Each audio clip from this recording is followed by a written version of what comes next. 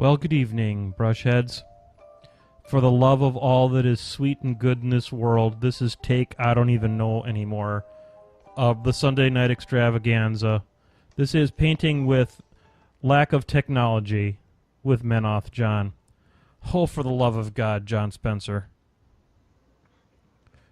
So for those of you who are only going to experience this mess as an audio podcast, I've just spent the last 15 minutes trying to unscrew up the situation of trying to make the technology just a little bit better with this show. And, literally I could not have done a worse job of bringing this show to life.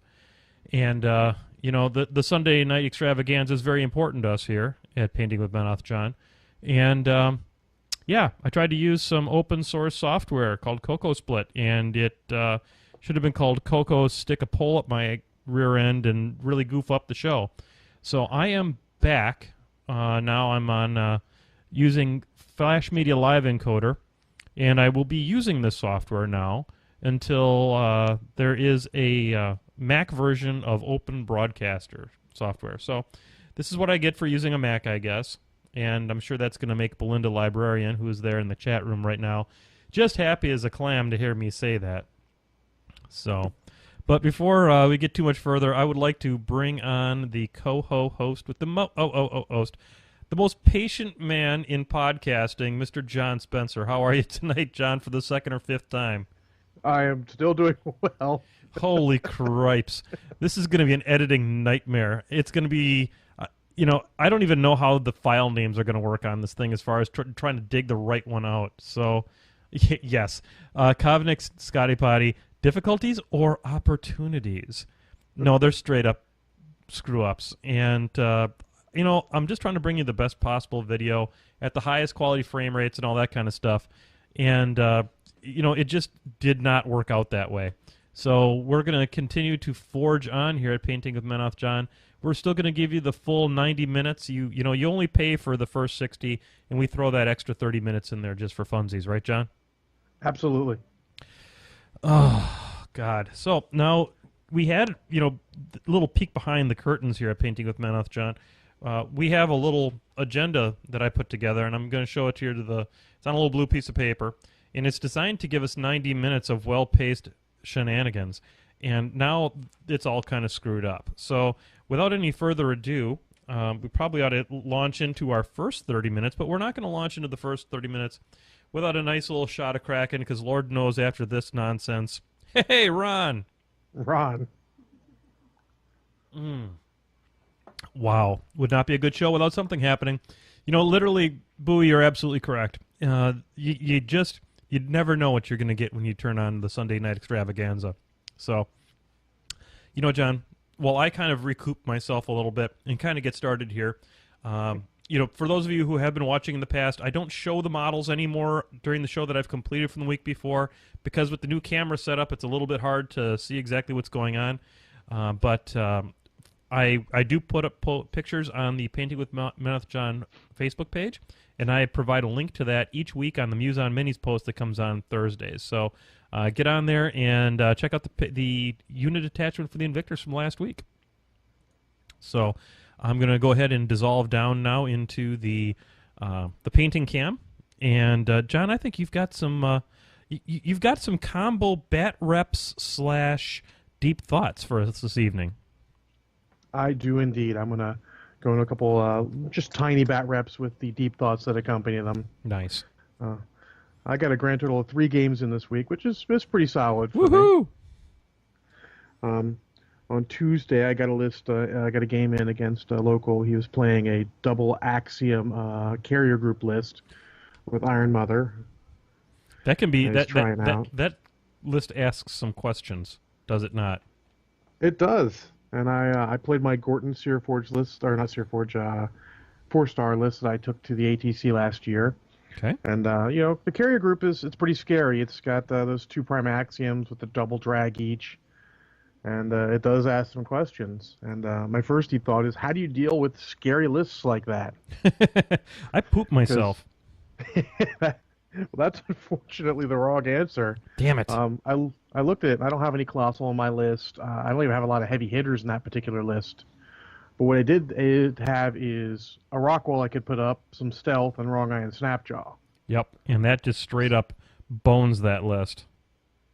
Yep. So I just, in fact, I jammed him so hard he couldn't get into my stuff.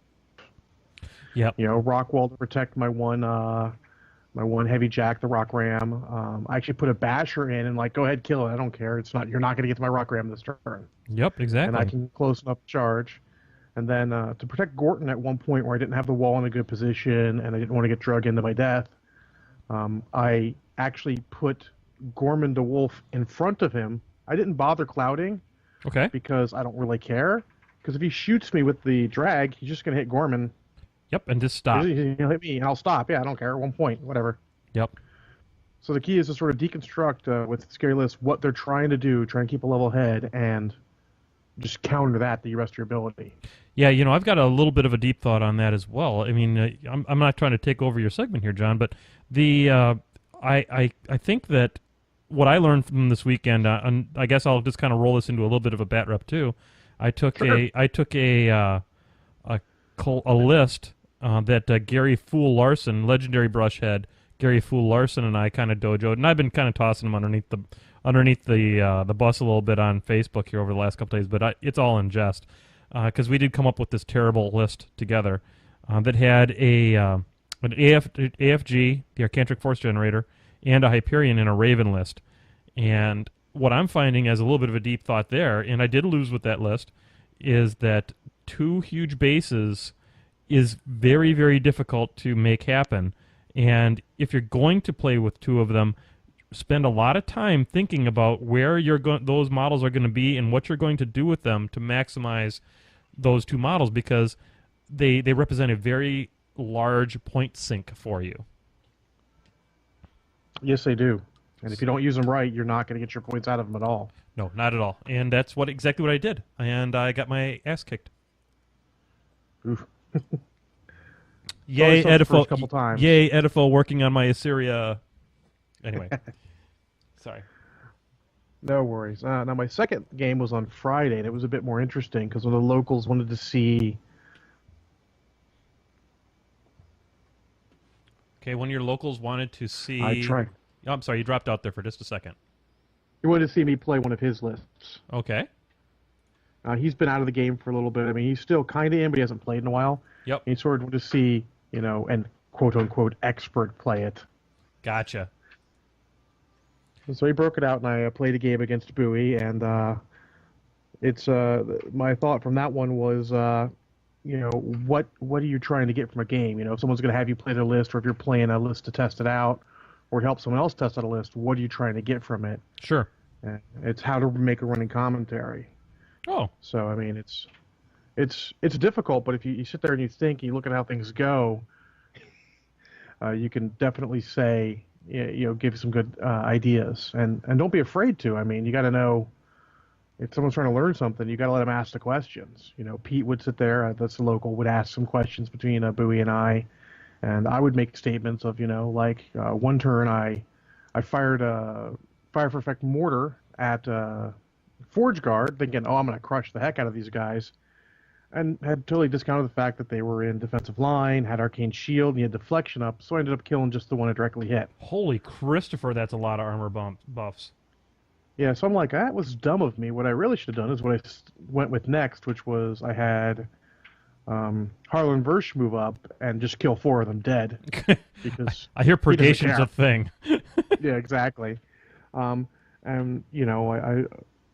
I moved, overcompensating, I moved him up too far, ended up losing him next turn. And if I'd been smart, I would have kept him further back. It makes Arcane Shield, takes it off the table more or less for most things. But I wasn't thinking of trying to compensate for my stupidity with the mortar. I mean, it did still kill one. It wasn't horrible. Yep. Still, I mean, that's certainly not the game plan you had going into that turn. Yeah. Oh, and Bowie wants me to name the list. The list, I don't remember what we called it, but it was Urisk 2 with Man of War Shock Troops and some Man of War Shock Troops and some Man of War Demo Corps, a Spriggan, and a smattering of solos. surprisingly legit. You know, that's very interesting. You know, because I have a little bit of a thought on one of the lists that I face that sounds very similar to that, in that Mhm. it's a very beefy list.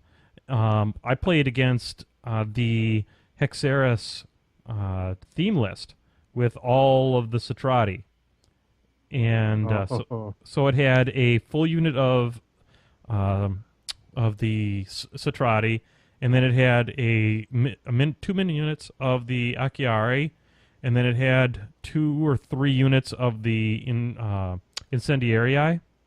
Mhm. And so the thought that I had there, I mean, I've got a couple thoughts that come out of this one, and that is when you see a list that's scary like that, and you feel like you're doing pretty good against it, make sure that you look down and see how much of your crap is still on the table.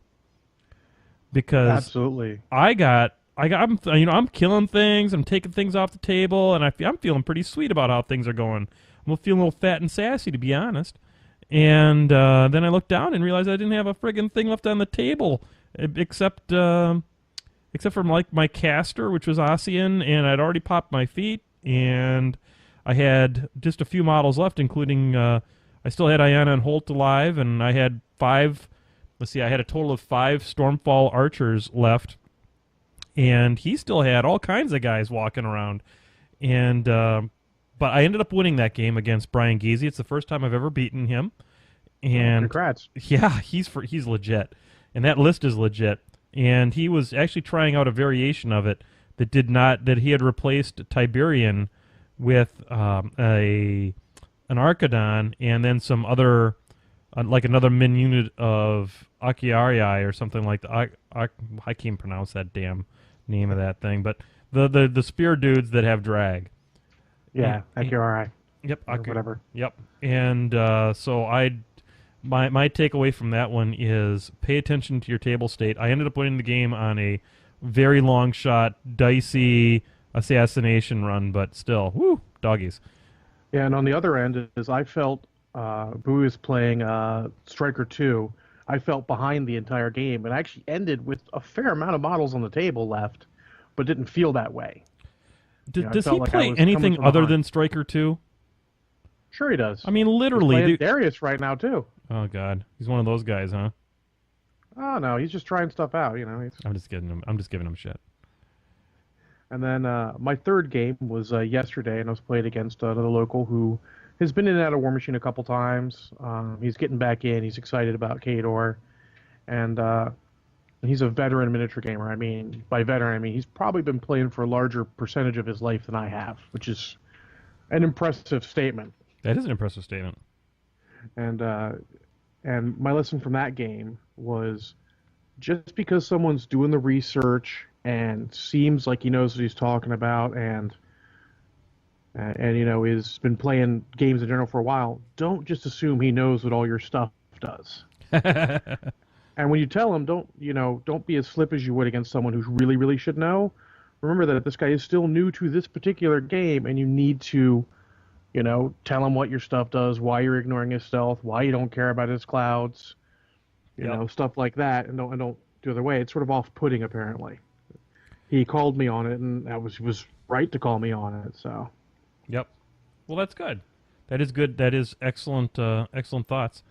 Let me think if I have any other deep thoughts on on my tournament.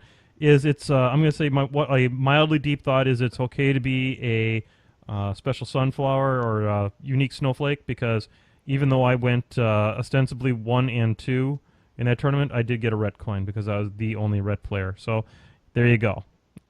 Fair enough. That's not much of a thought. That's just what happened. And my final thought's pretty simple. Don't stand next to Kador Jax, clouded or not, if you're playing against Mad Hammer, because he'll kill you.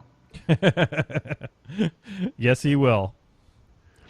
Cool. Well, I think that given the fact that I played F around for 45 minutes, it looks like Fredox is finally in, and that's okay, Fredox. You really didn't miss anything. You played me dirtling around with the GDFA encoder for about 15 minutes. So welcome to the podcast. I'm going to give you a hearty Ron just for coming to the show. Here's to Fredox. Woohoo, Ron. Ron. Oh, Bowie Just wants to gives know us the an name of the list. I'm assuming the list that shall forever go nameless. It was the Fool's Errant list that had it was Raven with a Hyperion, an AFG, and then it had let's see, it had Halberdiers and Sentinels, and so not as much shooty as you would expect in a Raven list. It was mostly cute, and it's not good. I ended up I got locked into it against Butcher 3. And then bad things happened to me. I got touched in a naughty place repeatedly. So, anyway, let's go ahead and let's move on to the second part of the show. Because it's 7 o'clock, and we're heading into the second half hour here of Painting with Menoth, John. This time change thing has got me all screwed up, John. Yeah, it's been pretty rough this time. I am going to be honest here. This is taking some getting used to. But I'm glad all the brush heads could make it. We got 19 people in the chat room. Pretty happy about that. Absolutely. If anybody would like to comment on the picture quality today, I would appreciate any commentary on it. I am encoding at a little bit higher resolution than I have in the past. The picture looks pretty good as I see it on Twitch TV. Yeah, it looks good to me. So I think we can live with it for a while until real software comes available that doesn't F up everything in life. So to the famous second part, where did Butcher touch? Show me on this doll where Butcher 3 touched me. So actually that game had a very interesting end to it because there was no way I was going to win with it. But I did try something a little janky. Butcher was standing behind a wall, so I marched Hyperion up to the wall, and I was going to two-handed throw him into his own Argus or my Solus. I had a Solus that I was going to throw him into, and then I was going to attempt to beat him to death with Hyperion. But I had to pay 1 for the power attack, and I had to then boost to hit, and I needed a 12 on 3 dice, and I missed. So, but that would have been hilarious. So it would have. Anyway, so here we go to all the brush heads in there. We're getting ready to flippity bloop. To those about to bloop, we salute you. Ron. Ron. I don't know what I'd do without this spiced rum. Oh, by the way, what are you drinking tonight, buddy? I'm out of Kraken after my first shot of the night, so I'm drinking cherry Coke straight. Just straight, huh? Right there out of the glass. That's right. Not even ice. Man, you're a fucking stud, man. Whoops. There we go. Got our explicit. Darn it. All right. Oh, it says it looks great on your 24-inch screen. Awesome. Super cool. So, let's go ahead and let's flippity bloop. All right. I'm going to take care of the ones from Twitter first. Jason Belsha asks, says he started Retribution, so he couldn't grab a battle box, waiting on that. But what caster eases you into the faction best? I think Raven is a natural first pick. I think, and I would also recommend to get a second caster, and I would go with Ossian for your second caster. And so here's why. I mean, if you're starting with Retribution, Raven does some really nice things. I mean, having Snipe in ostensibly a highly shooty faction, I think is a great way to start. So I would start with that. And then Ossian he can do some amazing things with armor cracking, with getting that extra die of damage on his feet turn. And he's got Quicken, so he makes fast things really fast. Quickened, desperate paced, Halberdiers are a sight to behold. And so I highly recommend going with those two casters. I would probably stay away from Ron at first. He's pretty complicated, and I guess I would also stay away from Assyria at first, just because I think I haven't quite figured out how to make her end game work. Now there might be some people out there who are better at assassination than I am, but she seems to run out of gas hard at the end of the game. So, yes. John, what are your thoughts?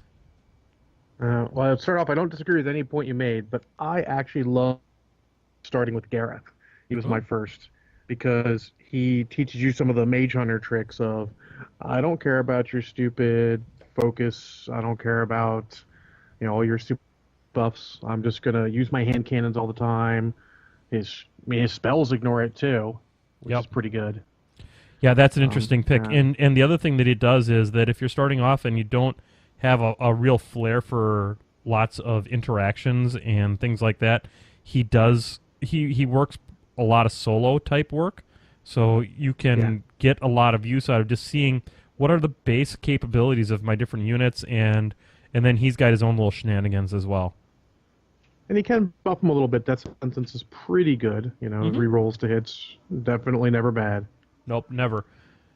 Has anybody ever done the math on what a reroll actually means as far as um, addition to the die? Is it like +1 or +2 or something like that?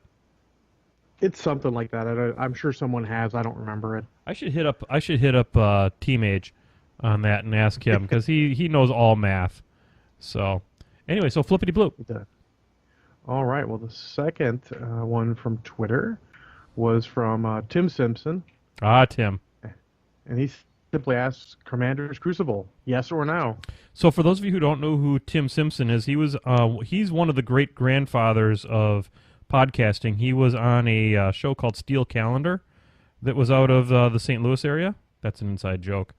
It was actually Yes. Iron Agenda, and they were a fantastic. I don't know if you can even find their podcasts, their old ones, online, but boy, those guys did it right. That was back when the St. Louis meta was really in its heyday. Back when DC was playing there and stuff like. Yeah, DC once upon a time did actually play this game, and then he got a job at the mothership. So now that I've rambled on like that, totally forgot what the hell. Oh, Commander's Crucible. Yeah, I like it. I'm all about it. I think the more different ways that we come up with to have very meaningful variations on SR 2014 or whatever the steamroller basic format, I think the happier everybody's going to be because it gives you some different ways of playing the game. Now that being said, I don't know how, as a strictly War Machine player, I'm not sure how awesome I think it is because the thing seems to be it leaves Kador out in the cold straight up, and then you look at some of the other factions that are in War Machine, and many of them don't want to run more than a couple of jacks, one or two jacks. With my current love here, I think I might find a way to find Hyperion in a lot of lists, just to eat up 18 of that 25 points or what have you. So, what are your thoughts on Commander's Crucible? Have you played it yet, John? I have. We do have a tournament coming up in 2 months or so, I think. I'm gonna try and play in that one. Let Bowie run that one himself, perhaps. I'm tentatively excited for it. I think cool things with it. I'll know for sure after the tournament. Yeah, I played in a Commander's Crucible tournament at TempleCon, and I enjoyed it. I mean, to be honest, I had just gotten done driving literally in the seat 22 hours, and I've relayed the mistake that was that particular trip on the show before, so I'm not going to go into it again. But to say, I think it's got some merit. I'd like to play in another one of them, and I'd probably play as Protectorate in it because Protectorate is kind of okay with it. So, anyway, flippity bloop. All right. We've got here we go. One from my Facebook messages. I don't know why I didn't post it just on the page, but it's from Centervale, Chris Rodonez. Yep. He's like, even though I won't be able to watch today, what are both y'all's thoughts on the whole model subtype discussions that have gone on recently on the PP boards? Oh, that thing. I've ranted on it on Facebook a few times, and I'm kind of coming around to a different viewpoint. For those of you who watch the show, consistency is not my strong point. I changed my mind a lot, and you need to expect that from this show. The consistency is not going to be its hallmark. So I think at first I was a little outraged by what I interpreted as being almost a ploy by Privateer Press to sell models, but in retrospect, I think what it was DC really saying something that was already there that nobody was really quite smart enough to pick up on until just now. So I think it's fine. I mean, hang on, I'm just taking it. I was just, and then that actually was a blip. Whoops. God, what's happening? Okay, hang on. Are you there? John? Okay, and then we just had another glitch, which is super awesome. And the video froze, and everything's cool. That's so awesome. Let's try this again. Hey, John. Hey. I think the video froze again. We're not really sure. Nope. Seems like it's still going. God bless America. God, what is up with this? This is the weirdest thing ever. Anyway, so we were just talking about. We talked about Commander's Crucible a little bit, and you liked it. The subtype, yeah. Yeah, and subtype. Thank you very much. Attention span, not my long suit. And I think, like I said, I think it was just kind of clarifying something that was already there, and I think it's fine. You know, I've got myself a fin now that I never thought I would own, and I have. I look forward to desperate pacing some NIS or some Hammer Dwarfs. I think it's gonna be fun. You know, Really? it makes more things more fun. I'm okay with that. John, what are your thoughts on it? And John, are you there? Hello, John.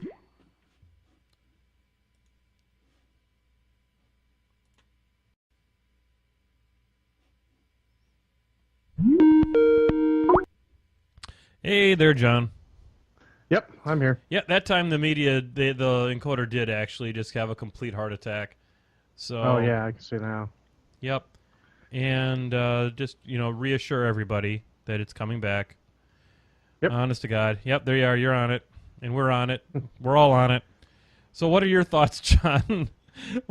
This is the worst podcast in America. This is, honest to God, the most bullshit technology podcast ever. What are your thoughts on the whole thing? I don't know about that, but yeah, my thought ruling. I think... and you're dropping out again.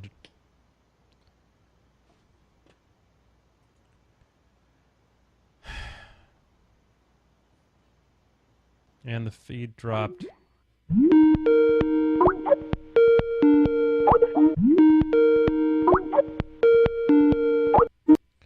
Hey, John. Hi. As far as I can tell, the feed's still working. I don't know. Yep, I can't looks tell like what the it, hell's so. going on. I don't know. I literally have nothing else running in this house other than All right. that. Okay, so Commanders, obviously, God does not want you to comment on Commander's Crucible, so we're going to move on. Right. Next one. Next one. Jesus All Palomino. Right. The next one is from Brett Painter, who obviously didn't listen to the last show. He asks, how many factions is too many? How many factions is too many? I'm not answering this. Next question, Flippity Bloop. Stay in tune with the show, Brett Painter. For frig's sakes. He also asks how to deal with people who play loose but demand a time from you. You know, I will comment on this because we haven't commented on this one in the past. Nope. I first off, I would, you have to call them on it, because if you don't call them on it, you're only going to make a bad game for the next person. So, really, you cannot allow them to play a loose game. And if that means that you're playing in a casual game, you remind them, you tell them that that's not okay, and if they continue on doing it, then you go, I'm sorry, I can't play with you if you're not going to follow the rules. And as far as I'm concerned, there shouldn't be a loose game. Now, that being said, I'm sure some of the locals here are looking like, really, John? Really? Remember that time you activated that model and you didn't do this and you didn't do that? Yeah, you know what? I say don't give me that one back again. Don't. The way the Stubbs always used to say to me was, John, do you want the lesson, or do you want the prize, or the present? And I would invariably say, give me the lesson, because if I don't get the lesson, I'm never going to get better at this game. And John, are you still there? Okay, my iPad dimmed out for some reason, and I couldn't understand why. Usually it doesn't do that. All right, there we go. That's just part for the course. Yep, exactly. Okay, so what's your thoughts on it, buddy? I would call the guy on it, and if they aren't willing to play a tight game or at least a reasonably tight game, then you just you got to move on. I totally agree. I've lost a game in a tournament to this. I didn't call him on it early enough, and late in the game had no recourse. So call him on it, and call him on it as soon as he starts playing looser than he's asking you to play. I You play the same. If he's playing loose, you're like, "Are we playing loose? Cool, I'll play loose." And if he calls you and like, "Look, we're your example. We were playing. I'm just following you, dude." Yep, exactly. I think that Communication's the key. yeah, exactly. And I had a situation. Funny story. I was playing in a game one time with a guy that actually kind of fit this type. And Brett, you know the guy, but I'm not going to blow him in on the internet. But and he is on the PP forums quite often and stuff like that. So I started calling him on this stuff, and the guy got so god darn flustered that he started activating all his models wrong and all kinds of problems from that point on because he had to play a legal game, and that's a shame because you're supposed to play a legal game. But anyway, Indeed. so that's that. I think we've talked to that one long enough. Flippity bloop. All right. The next one is from Belinda Lawrence, What's up, Belle? and she wants to know: does your painting passion go beyond minis? I'll be honest with you. I have not done a lot of painting that is not minis. I used to cartoon quite a bit when I was a kid, and I would, draw stuff. And she knows, Belinda obviously knows my son Charles pretty well, and he likes to make up little characters and stuff, and he is very creative that way. I think he might get some of that from me because I used to do the same thing when I was a kid. I don't do so much of that anymore, to be very honest. It's kind of sad, but I do like the arts, and if she's ever interested in getting painted, I'd probably do that for her. Flippity bloop. I just All notice how right. I just threw that out there and just moved right on. Yep, I'll answer real quick because she did ask specifically for both. I don't paint anything other than models, and I only really honestly started really painting models recently. I was king of the Premier League for a while. There you go. Awesome. Flippity All bloop. right. Next one is Chris Root, and he says, I have a hard time getting motivated to paint. Any tips you guys give me on ways to get motivated to paint? Sure. Start a video podcast where you paint, and you do that every week, and then you feel all this tremendous pressure to get stuff painted by the time the next one rolls around. But in all honesty, the best way to do that is to what I like to do to keep myself motivated is I like to set achievable goals on a week-to-week basis. Right now, Michael Plummer and Charles Foster right now from Privateer, who I get lucky enough to see when I go to Seattle on business, are doing a 300 model challenge. So they're trying to paint 300 models in a year, and I believe that they'll do it. But and they're not painting on company time either, and so they're working on that. But I don't think that's a reasonable goal. I actually find those guys can paint fast and stuff like that. I'm not nearly as fast a painter. I say set an achievable goal. Pick a model that you want to paint that week, and just get that one model done. And then maybe if your technique and your speed picks up some pace, then you maybe go to 2 models. But and make sure that you're painting things that make you happy. Like I'm painting right now. I'm painting Viros here, and he makes me happy because once I get him done, I'll be back to 100% painted for Retribution. So, what do you, John? How do you get yourself motivated to paint? I find the easiest way is to sign up for an event that's well in advance that requires you to have all painted army, and that gives you motivated. Like, hey, I want to play in this event, so I got to get everything painted. That's really a super motivation. You look at Adepticon coming up here very shortly that has that all painted requirement on it, and it really does set the bar. If you want to play that list that makes you happy, then you got to get that stuff painted. And I know there's a lot of people out there that are squirming right now in the greater Chicago, Milwaukee area that are trying to get their stuff done for Adepticon, and that's a tough road to hoe. And then when you do go to something painted, make sure you set a schedule for yourself. Yep. Going, all right, I've got to paint this many models, every week, and then just stick to it. If you get ahead of it, thumbs up. If you get behind, maybe look at your list, maybe see if you can make it up. But even if you don't end up going to that event, if you just put it in your mind, like, hey, I want to get, like, let's say next year Adepticon, I want to get 250-point armies painted by next year's Adepticon. Just start now, see what you can do. Eventually, you'll get your speed up, you'll learn all the basic techniques, and it'll start really flowing. Yep, that's really excellent. That's how my Retribution ended up being 100% painted, was because I set myself the goal to get it done in time for TempleCon. And sure enough, I got her done. And now I've got, every now and again when a model comes out, I just need to paint one model instead of looking at that thing and going, oh my God, I've got how many models that I have to paint? You bite it off a little bit at a time. You eat that elephant one bite at a time. So, Flippity Bloop. All right, the next one's from Alan Green. He says, I find a lot of P3 paint pots crack or split their lids. Does this happen to you, and how do you deal with it or stop it? I looked at this one before the show started, John, and I was a little perplexed by it because I have not had this experience. I have the lids pop off to where they're no longer attached. But if you look at the feed right now, you can see the cap for my bootstrap leather laying, right here next to on the ground and next to the paint pot. But I've not had the lid crack. John, have you ever had one of those happen?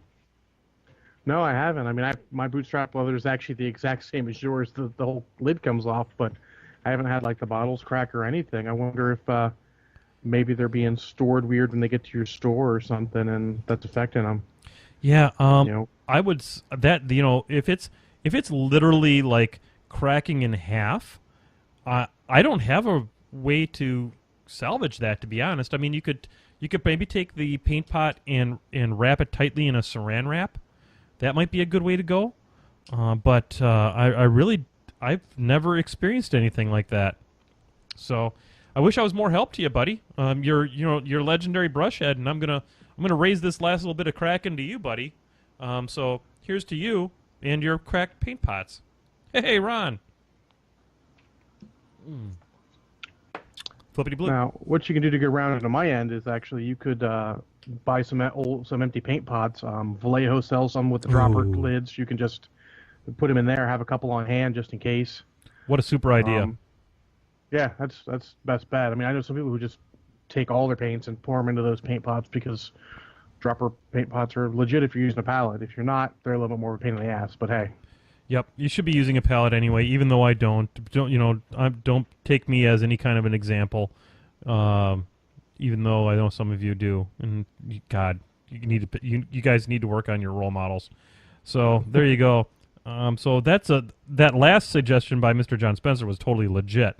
So listen to John. Don't pay attention to Menoth John, and flippity bloop.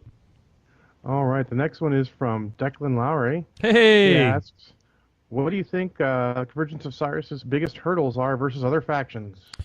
I think that Convergence is... well, I'll be honest with you. I haven't played against a lot of Corollary yet. And so I don't know that I'm necessarily qualified to say what their weaknesses are yet. But I will say that there are certain factions that are going to eat their lunch because of the jacks. And immediately I think of factions that have whiplash casters. So Crix, Retribution, quite frankly... Convergence. Yep, exactly. Quite frankly, when I see Convergence on the table, if I'm playing my Retribution, I get Okalissa and her all-gun snipe team, and I just simply shoot her right off the table. So I think that's a little bit of a hazard of a problem. I think that when we finally see Father Lucant, who is kind of Convergence Jesus, get on the table, I think that it's going to be a big game changer for a lot of these armies that run a lot of guns, including Rhett. Maybe not Rhett so much because of the Mage Hunter Strike Force, but I think they're going to make a dent in the meta where they're going to start winning where they haven't been winning maybe in the past. What are your thoughts, John? Well, I think their biggest problem is going to turn out to be the same problem Minions has, is the lack of variety in models. Their models are good, but once someone plays a couple different lists, they're going to start to know what all the models are. And if you know what a model does, you have a better idea of how to defeat it. Yep. And the more familiar you are, the better it gets. And that's kind of going to hurt them. Plus, anyone who can consistently disrupt, like Signar, is gonna beat them up a lot. So do they disrupt the way a normal Jack does? I can't remember. They do. Okay. Well, there you go. That's going to be a problem. That's going to be a problem. So Flippity Bloop. All right. I want to. By the way, before we move on, I want to thank Declan for buying one of the Painting with Ben Off John shirts. Declan's from Ireland. Oh wow. And he paid like 100 billion space bucks to get the shipping on that, and I want to thank him personally and give him a very special. Hey, you know what? I got to break out the Kraken for Declan because he's Irish, and while it's rum, it's not Irish whiskey or anything like that. Buying one of my damn shirts from Ireland because you love the show, and then he took a picture of it. And thank you everyone who has taken a picture in their Painting with Ben Off John shirt and posted it either to my personal Facebook or to the Painting with Ben Off John web Facebook site, because that just makes me happy. And so to Declan and to everyone else that has taken a picture in their Painting with Ben Off John shirt, this one's for you. Hey, Ron. Ron. We will be doing another shirt next year, not anytime soon. I need to figure out what the heck it's going to be, and we'll move on from there. So for those of you watching along at home, just a quick update on where we are. This is Virus's horse, and this is Epic Virus, obviously. And when you get Epic Virus's kit, you're going to notice that his feet are really wonky, and I don't know if I had a miscast or what I had, but the only way I could get him to really work well was to encase him in green stuff. And so what I did was I encased him in green stuff, and then I'm painting it like a little rock, so that it looks cool. And then I'll take and dry brush it and make it look awesome and all that stuff. And then I had a leftover from Magnus 2, that his epic jack that he's standing on there from his base, and it looks like he's jumping over a Signar Jack, a beat-up, dead Signar Jack. Was the only good Signar Jack is a dead, beat-up one. So there you go. So Flippity Bloop, John. All right. Well, Scott Hebel II asks, should he get a subscription to No Quarter, and do we think it's worth it? I'm a big fan of, right now I subscribe electronically to No Quarter, and I regret it. I wish I had the paper version still, because I miss. This is going to sound terrible, but the guys out there will understand. I miss the bathroom material that is uniquely the paper copy version of No Quarter. Yes, you can take your iPad into the bathroom. Nobody wants any details on that, so just move along, and that's fine, whatever. And I do subscribe to it electronically. I really think that the subscription is a great way to go if you're going to want the No Quarter. I mean, honestly, are you not going to buy No Quarter? And if you're not going to buy if you're going to buy No Quarter, sometimes they have some sweet deals where they throw in a little extra patch or something like that along with it. I don't know if they're still doing that or not, but I like it. I would certainly do it. What are your thoughts, John? Well, I think if you can't make it to your friendly local gaming store too often, and it's inconvenient, or if they run out of copies, absolutely get a subscription. Otherwise, support the place you play, buy it there. It's only a couple bucks, but it's a couple more bucks they can count on. You know what? That's a really good perspective, John. When my electronics subscription runs out, I think I'm going to go to that. I'm going to just tell the guy, the store owner, to go ahead and just put one aside for me. And I think that's the way to go. So great perspective. I highly recommend. The store owners out there, the brick and mortar guys that are doing their job, they give us a place to play. So get out there and support those guys. Absolutely. Flippity bloop. All right. Eric Defoe asks, how do you feel about resculpts? I like them. I guess it's I like the fact that I'm holding up this model here trying to figure out where the hell I'm going to put some blue. I like resculpts. I think some people may think that it's a little bit of a cash grab in order to go ahead and be resculpting things. But let's face it, when Privateer started this game out, they did not have the resources that they have now. around, figuring out what they want for molds, and they maybe didn't have the expertise that they have now around mold making and things like that. So the early models from Privateer were very two dimensional, very along a single plane kind of a thing.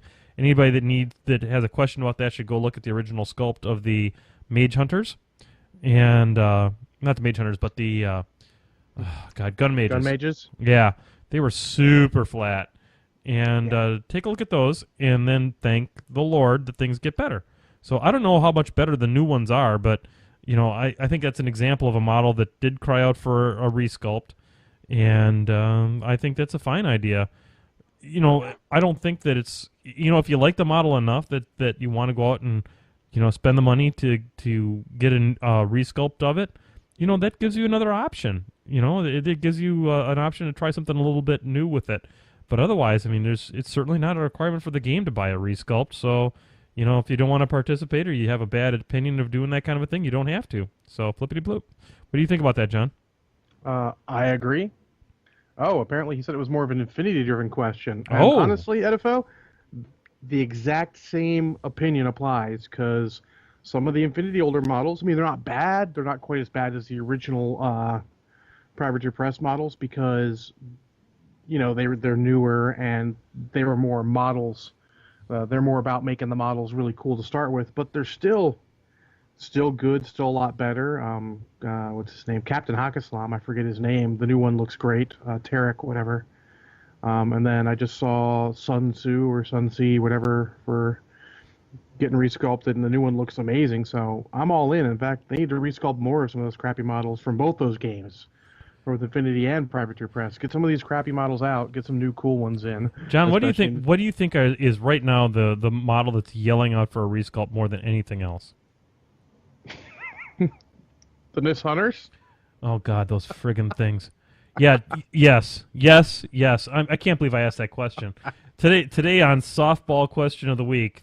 Yeah, yes. There's no need for them to be 25 pieces each model. And I almost bought a box of plastic wood elves from GW to proxy, but I want to use them in tournaments officially. Don't want to have any trouble. So yeah, and I went through the journey. Some jerk will call you on it too. You know what's going to happen. Not in our dojo, but yes, indeed. Yeah, indeed. Of course, I wasn't talking about your dojo. Anyway, so flippity bloop. All right, the last one is from Jesse Carr, who asks if we've ever played in a speed machine tourney. Yes. Locally, he runs 12-minute death clock deployments on a clock, and he asks, does it give you the shakes too? Yes, I love Speed Machine. I love playing fast. I don't like playing like super high point value versions of it, but I love Speed Machine. My favorite Speed Machine list of all time is it's a Mangled Metal list. It's Resnick with the Scourge of Heresy, the Avatar, a Devout, and a Revenger. That's 25 points, ladies and gentlemen. And let me tell you, that is a bucket of fun. Because if you play against another, let's say an Absolonia or something like that, somebody that's a heavy upkeep caster, that list just makes people sad. And I highly recommend it. So, what do you think about the Speed Machine, my friend? I have not played in one. I don't inherently have a problem with it. It definitely seems like you'd have to make a list specifically for it, though. Oh, absolutely. It is it is sometimes referred to as Mistake Machine. Yeah. And it's whoever makes the least amount of mistakes usually wins. I've got a couple lists I'd like to try with that. You know, the only downside of it is that there are lists out there like Epic Scar with a Death Jack and some other stuff. You know, like things that will allow her to trigger overrun and stuff like that get a little OP a little too fast. But I don't know. I think it's fun. It is a goofy format. It is all about the caffeine rush of playing that particular format. So, you know, I once again, going back to, we're talking about Commander's Crucible, this is not a format that I consider to be a serious format, but it can be a good time. So, flippity bloop. All right, last minute one came in from Joseph Merrick. He asks, what's your favorite Troll Blood model? Thanks, Joe. It's not a show without Joe because that's going to be the new slogan there. It's not a show without Joe. And my favorite Troll Blood model is got to be Mulg. I just love that model. Big, angry, mountainous-looking troll with a tree trunk for a club. You gotta Bobby. like that. We named the tree trunk Bobby. Bobby. It's a local inside joke. It's funny. If he ever listens, he will laugh hysterically. But that's that hysterical. is what we've named it. That's very funny. So I really like the Mulg model. What about you, John? Well, I'm not going to jump on the same model. I like Mulg a lot. And I'm not going to say the Mountain King because everyone loves the Mountain King. I'm going to go with Jarl. Jarl's just cool looking. He's very flavorful. He's got style. I mean, even though trolls don't... I mean, how does troll lose an eye permanently? Who knows? It looks cool to have an eye patch. That's a good point. They are very regenerative, aren't they? Yep, and if not him, it would be like Grim too. Yeah. In fact, that's the only thing I miss about getting rid of my Troll Bloods is like Jarl and Grim too. I can tell you. I can tell you why that Joe asked this question is because there's an eBay auction that was out there. I don't know if it's still open or not, but a guy was selling off a really impressive load of trolls, and he was relatively local as well. And I looked at it, and it was $300, and it was at that point it was a good price. And I could see it was like 6 days left in the auction. I was like, "There's no way this is gonna be short of $700-800 by the time it's done." So I put it back into my happy place. And as much as trolls intrigue me because they're funny and they're cute and stuff like that, I can't muscle up to that. I've got enough War Machine for frig's sakes. well, I got rid of that because Cindervale, Chris Ordonez, was looking to start trolls in South Korea, and I had trolls. I figured I'd help him out, give him a good deal. And ship him out there for him, because that's fun. You shipped him out there? So in other words, you just I'm going to. Well, you're going to need in the military. It's an APO. It's not that bad. I was just going to say, you're going to need another mortgage, my friend. I need a first mortgage. I don't even have a house. I have an apartment. You're going to need several mortgages then, because that shipping is going to be no joke. No, I'll say that. Like, if you guys ever, have friends in the military, it's actually not hard to send stuff to them, see what they can't get locally, and offer to ship it. The post office is nice enough to offer a variety of free, flat rate boxes that are cheaper than shipping locally. As shipping anywhere in the continental United States, they're cheaper rate to APOs. So hey, really, the biggest box. I'm not sure how big it is. I haven't gotten them yet, but. Okay, well we had a little. We're in the military out. Yeah, that's really interesting news, John. That may be something we look at as a podcast, as far as a some type of a charity event that we might want to do, because I'm a very big supporter of the military. My father, God rest his soul, was an army man, and we've had Jan's obviously ex-military and things like that. Got a lot of respect for what those folks go through and what their families have to go through. And if there's some way that we can kind of bring a little bit of enjoyment to our troops overseas, that might be something we think about as a podcast to do. So anyhow, so Flippity Bloop. I believe that was the last one. Let me get one last double check here real quick. Looks like that was the last one. Excellent. Well, hey, I just wanted to talk to the brush heads out there just for a second. Just want to say that, just a reminder that if you want to submit your Flippity Bloop via Twitter these days, you can go to either you can tweet me at MkII. That is one way to do it. I've decided to turn over my personal Twitter account to the podcast because literally I don't use my Twitter account except for the podcast now. And if you want a Flippity Bloop to be noticed and to be talked about, then simply go on there and put hashtag Flippity Bloop, and we will pick up on that during the show, and we will be happy to answer your question. So that is that. And also we do have a Gmail account now for the show, and it is pwmenothjohn@gmail.com. So that's pwmenothjohn@gmail.com. And if you email something that we may discuss your email on the show during Flippity Bloop, it may become part of the Bat Reps or Deep Thoughts section of the show. or if it's about media, it may become part of the media part of the show. So, get out there and contact the show. We love hearing from the brushheads, the legendary brushheads, the legendary brushhead wannabes, and get out there and be a part of the show. And as we move into the media section of the show, John, I'm going to raise this glass of Kraken up here for those folks who have yet to contact the show, have been a little worried about it. Reach out to us. We don't bite unless you ask us real nice. So here's to you. Hey, Ron. Ron. How's that cherry Coke? Actually, I switched somewhere in the middle to sweet tea with sweet tea flavored vodka in it. I think I used too much sweet tea flavored vodka. That's me, boy. That's me, boy. I am not going to really work on the dismounted So for those of you who are watching along here, if you're not watching along, I'm not really sure what you're doing here on Sunday night, but I always do my calf in two pieces. And there goes John again. We're having more technical glitches. Hooray! Technical glitches. Everyone loves to hear that. So there we go. So anyway, I always paint these guys dismounted, and then I put a little rod up their butt because that's funny, and it's also very good for holding them on like a little stick, and you can paint them real nice. And then I will add him to the model later on. And generally, I leave a small stub of the brass rod on there, and then I'll put a little hole in the saddle, and I'll kind of pin them together that way, and it works out really slick. So that's how I do my calf models. And then I've got, I don't know if you can see it over here, I've got a piece of 2x4 that I've drilled a hole in, and I can put the rod in there so it holds the piece while it's drying or whatnot, while I'm working on, let's say, the mount or something like that.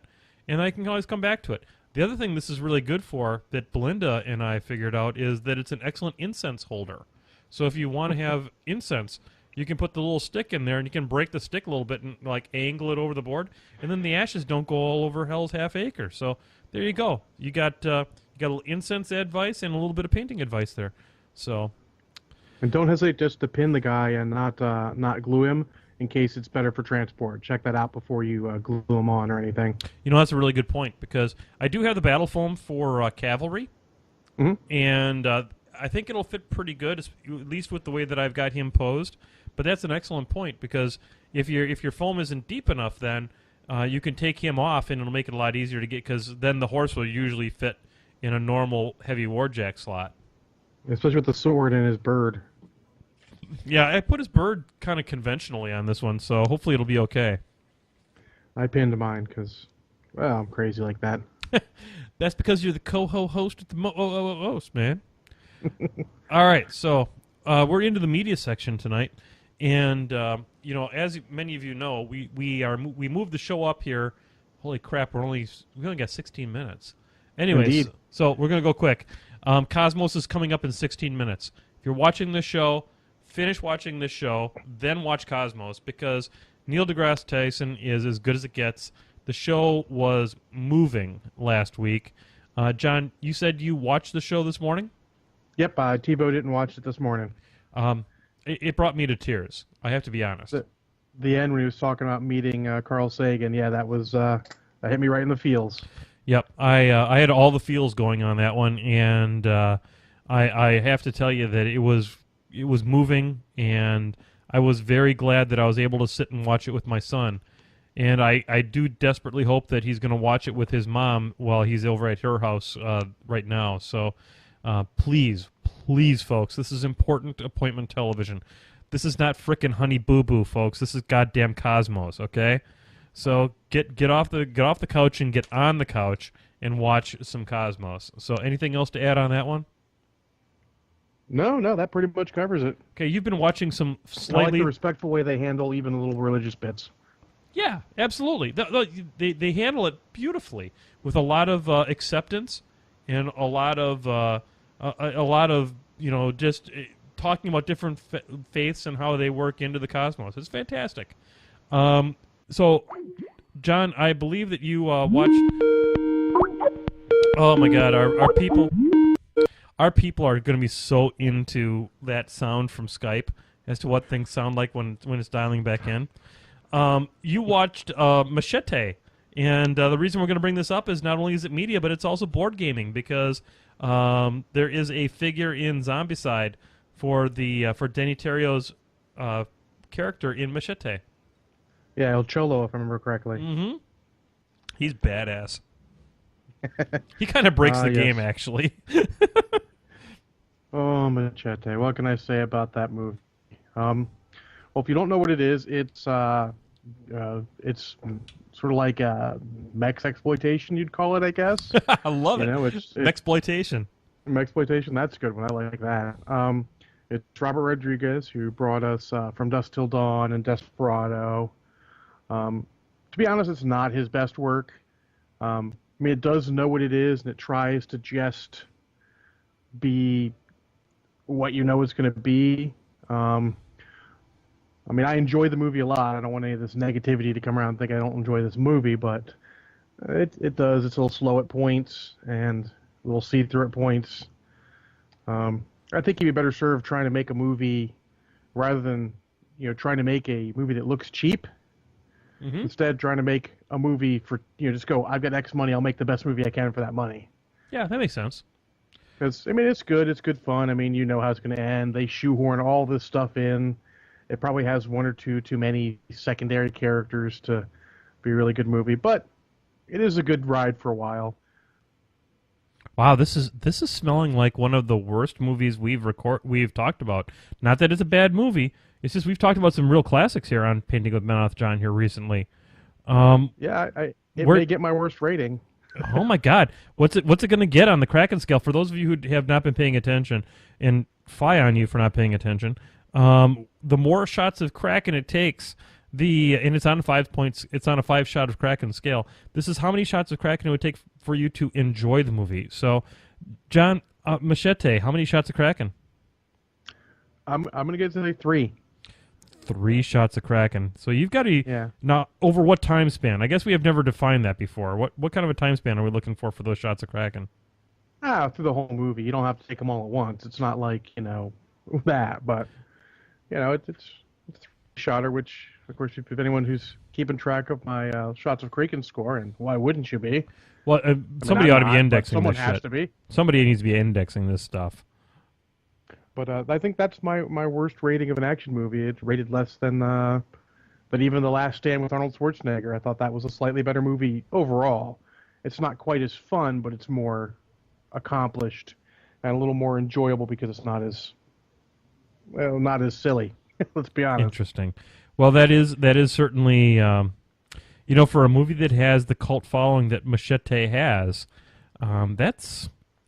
it's a little rough, John. I got to give it to you. I got to say that you went a little bit hardcore on this one. So, but you know what? We're only going to give you the straight shit right here on Painting with Menoth John.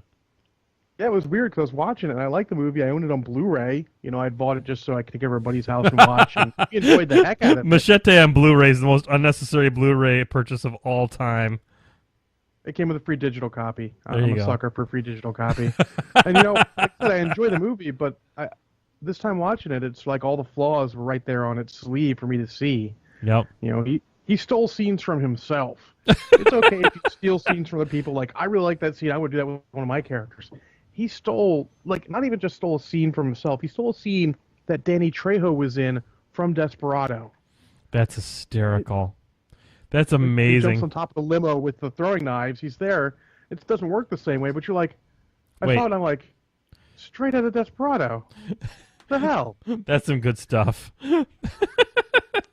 But watch it if you can watch it for free. Watch it for free, Redbox or whatever. Go for that. That's fantastic. Don't buy it on Blu-ray unless you're me or you need to bring it over a buddy's house to watch it. I mean, my wife saw part of it. She was amused too, so I definitely don't regret the purchase. I tell you what, your wife is 18 kinds of awesome, by the way. Just putting it out there because for the stuff that you guys watch together, and then I found her Facebook page. She's pretty amazing. She is indeed. So I'm gonna come here and I'm gonna we've only got 10 minutes, and I want to leave a couple of minutes so that people can get up off of their painting table and get over and start watching some Cosmos. I'm going to talk a little bit about the Clone Wars on Netflix. And it's like, yeah. Clone Wars has been around since Moby Dick was a minnow and all that kind of stuff. Whatever. I've been wanting to watch Clone Wars for a long, long time. Never had cable, and so the Clone Wars for me are pretty new, and now they're on Netflix. And all 6 seasons, I believe, are on Netflix. And I am really, really, really enjoying them. John, have you ever seen the show? I haven't seen a whole episode. I've seen bits and pieces enough to know that I'm not a huge fan of the animation style they chose.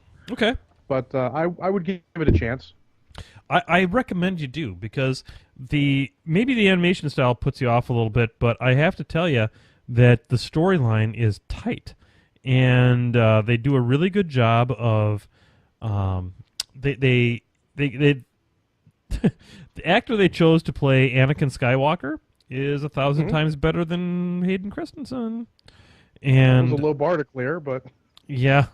He does a great job. The episodes are all tied together from a storyline standpoint, so they've got a nice arc.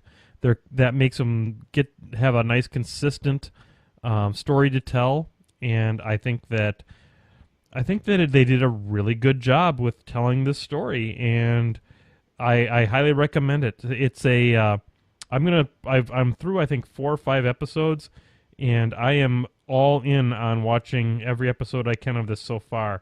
I'm a little unsure about like I said, I'm only like 6 episodes into the first season.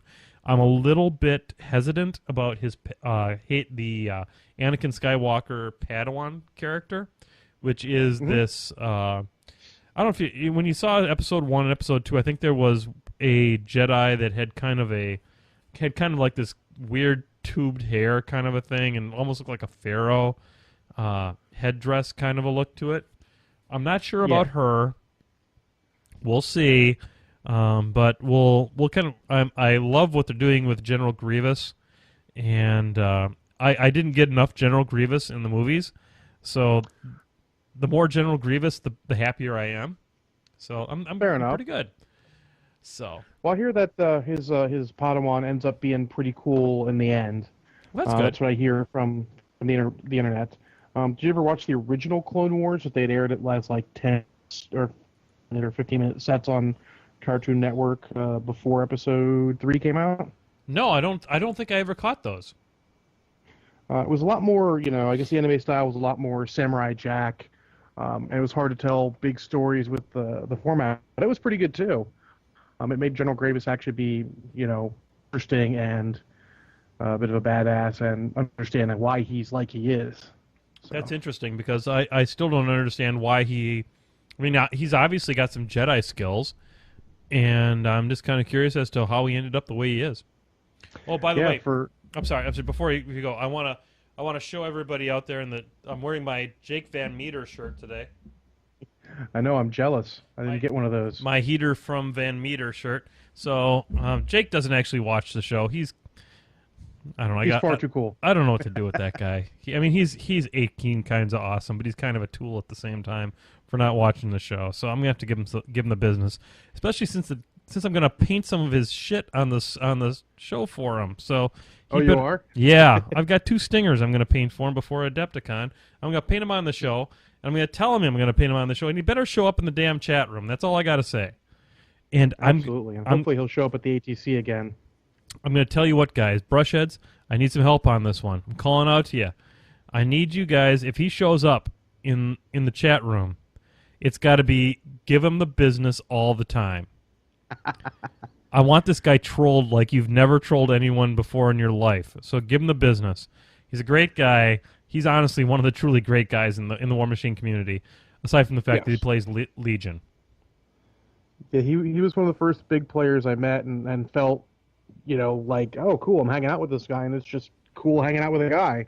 Yeah, he's super awesome. Keith and Chuck followed right afterwards. They're all pretty cool. Frickin' Chuck. Yes.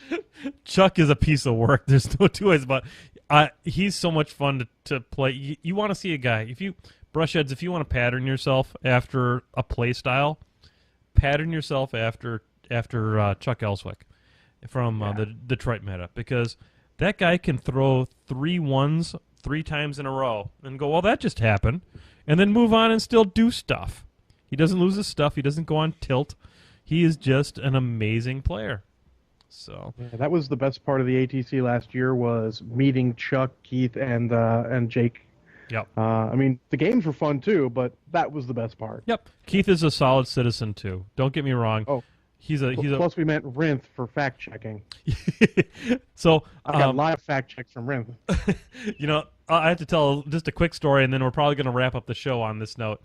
I met Rinth at War Machine Weekend last year, and the way I met him was we had the podcast Clusterfuckapalooza, where we had 4 different podcasts all recording in the same room at the same time, and which was awesome. Every 15 minutes we rotated members of the different staff, and we would rotate like clockwise, and more people would rotate each time. This was all Nathan's idea from the Crippled System podcast, and it was so much fun to meet Rinth and to sit down and podcast with them, and to really hang out with the Focus and Fury guys and podcast with them.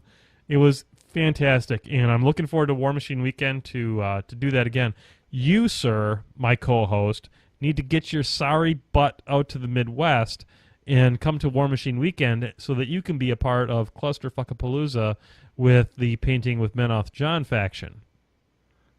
I will do my best.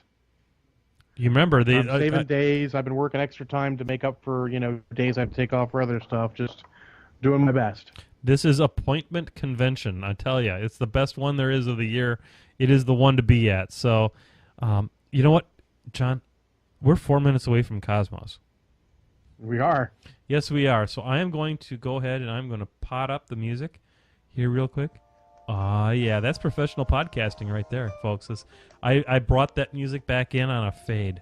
It's as good as it gets. So I am going to raise a spotted cow to the brushheads, the legendary brushheads, and the legendary brushhead wannabes.